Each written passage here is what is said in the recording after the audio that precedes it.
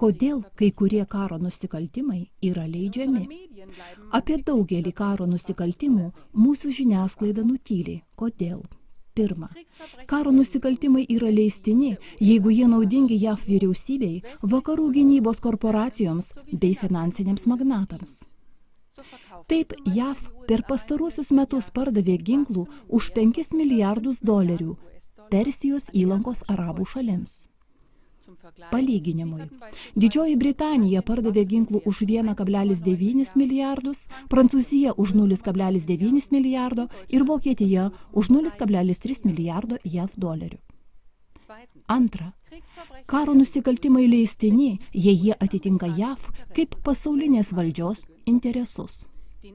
Stiprėjančios tautos ir aljansai, pasak pasaulinio stratego Džordžo Friedmano, Jungtinėms Amerikos valstijoms yra grėsmė. Centrinė JAV geopolitikos strategija yra konkuruojančių šalių kiršinimas ir karo kurstymas.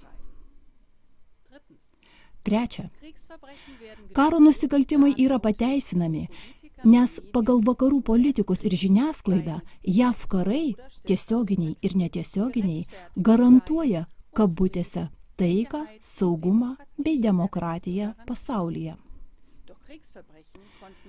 Žudynes, karus ir kitus nusikaltimus žmoniškumui vykdo tik tie, kurių trokštama lyderystė yra neteisėta.